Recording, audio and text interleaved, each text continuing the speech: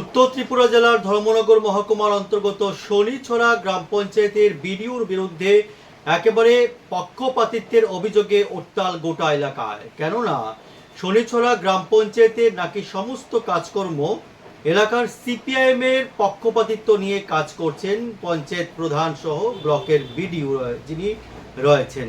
ব্লকের বিডিও হচ্ছেন স্থানীয় গ্রাম পঞ্চায়েত কর্তৃপক্ষের অভিযোগ যে কালাছড়া ব্লকের বিডিও অমিত চন্দ রাজনৈতিক স্বার্থে সিপিআইএম এর পক্ষপাতিত্ব নিয়ে কাজ করছেন এবং এই প্রতিবাদ জানিয়ে কিন্তু আজ অর্থাৎ বৃহস্পতিবার বিজেপির পক্ষ থেকে গোটা এলাকায় বিক্ষোভ মিছিল শুরু করে নানান একেবারে ঘরোয়া সভা থেকে শুরু করে নানান পথসভা থেকে শুরু করে আজ সকলে সম্মিলিতভাবে এক কাট্টা হয়ে বিজেপি কর্মীরা আজ গেলেন সেই গ্রাম পঞ্চায়েতে এবং গেলেন ব্লকে।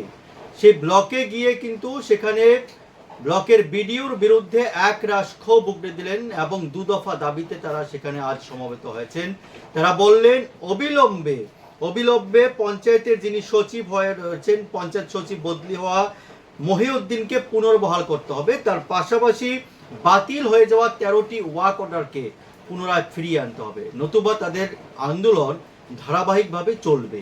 এই সমস্ত ঘটনায় কিন্তু রীতিমতো চাঞ্চল্য ছড়ায় গোটা ধর্মনগর শহর জুড়ে। দেখুন কি বলছেন আন্দোলনকারীরা। নমস্কার, আমি নদিয়াপুর সঞ্চয় গ্রাম পঞ্চায়েতের প্রধান।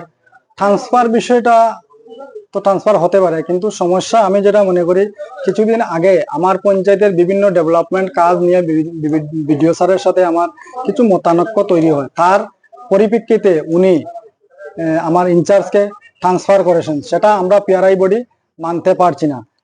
তো ট্রান্সফার হতে পারে, কিন্তু আমি একজন প্রধান হিসাবে আমার কাছে কোনো জানা নেই। গতকালকে 6টার সময় বলা হয়েছে উনি আজকের মধ্যেই যে ট্রান্সফার অর্ডারটা ওনাকে জমা দিতে হবে। তো আমরা সেটা মানতে পারছি না, যার কারণে আজকে আমরা উনি যিনি চার্জ সমঝানোর জন্য এসেছেন ওনাকে আমরা বলেছি এভাবে যদি কাজ চলে আমার পঞ্চায়েতে, তাইলে যিনি ইনচার্জ হয়েছেন ওনাকে বলেছি আমরা আগামীকালকে থেকে ওনাকে কোনো সহযোগিতা করব না বা পঞ্চায়েতে আমরা আসবো না। উনি যদি উনার একাভাবে উনি আমার পঞ্চায়েতের বিভিন্ন ডেভেলপমেন্ট কাজ চালিয়ে যেতে পারেন তাহলে উনি চার্জ নিতেন। তো উনি বলছেন উনি সম্ভব হবে না। তো উনি উনার হায়ার অথরিটিকে জানিয়েছেন, ওনারা বলেছেন বিডিওর অর্ডার, এটা ট্রান্সফার নিতেই হবে, চার্জ নিতেই হবে। তো আমরা বলতাম কিভাবে আপনি যে কাজ করতে পারেন। তারপরে ওনারা আবার জানানোর পরে বলছেন আপনারা দুজন ব্লকে আসেন, ওখানে এসে চার্জ নেবেন। তো যার জন্য আমরা ওনাদেরকে যেতে দিইনি। 18টাও ওয়ার্ক অর্ডার আছে, অ্যাপ্রুভ আছে, যেটা জিওটেক হয়ে গেছে। আজকে এই 5টার সময় আমরা দেখতে পেলাম উনি আবার এই আমার ওয়ার্ক অর্ডার গুলো ক্যান্সেল করছেন। এইভাবে উনি বসে আমার পঞ্চায়েতের বিভিন্ন উন্নয়নমূলক কাজের বাধাপ্রাপ্ত করছেন। আমার পঞ্চায়েতকে বিভিন্ন ডেভেলপমেন্ট কাজ করতে উনি দিচ্ছেন না, ওখানে বসে বসে সিপিএম এর দালালি করছেন। বিডিও কালাছড়া ব্লক অমিত চন্দ্র, যিনি আগে ছিলেন ওনার নাম মহিউদ্দিন, যিনি এসেছেন চার্জ নেওয়ার জন্য ওনার নাম রঞ্জিত গোস্বামী। আমরা চাইছি বিডিও স্যার এখানে আসুন, আসার পরে আমাদের যে সেই যে বিভিন্ন ডেভেলপমেন্ট কাজের যে ওয়ার্ক অর্ডার গুলা ক্যান্সেল করেন, কি জন্য করেছেন আর কি কারণে আমার ইনচার্জকে এভাবে আমাদের উপরে উনি ইয়ে করে হেনস্থা করছেন, তার জন্য সেটা আমরা জানতে চাই আর আজকে শুরু বসতে চাই। আমি আপনাদের মাধ্যমে রাজ্যের মুখ্যমন্ত্রী প্রফেসর ডক্টর মানিক স্যার কাছে সেই বার্তাটুকু পৌঁছানোর জন্য অনুরোধ করব। সেই কালাছড়া ব্লকে বসে কালাছড়া ব্লকের প্রত্যেকটি ভারতীয় জনতা পার্টির গঠিত যে পঞ্চায়েত, সেই পঞ্চায়েতের উন্নয়নমূলক কাজে উনি বাধা দিচ্ছেন এবং কালাছড়া হলে এসি রুমে বসে সিপিএম এর দালালি করছেন। যতক্ষণ পর্যন্ত এখানে বিডিও স্যার আসছেন না ততক্ষণ পর্যন্ত আমরা বসে থাকবো।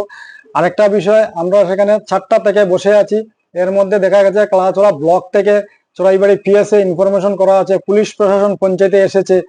আসার পরে ওনারা আমাদের সাথে কথা বলে ওনারা দেখেছেন ওনাদের যারা সম্ভব হবে না সেটা সমাধান করা, ওনারা চলে গেছেন। আমরা আছি। আমার নাম অযোধ্যাকান্ত দাস, আমি নদিয়াপুর সঞ্চয় গ্রাম পঞ্চায়েতের প্রধান।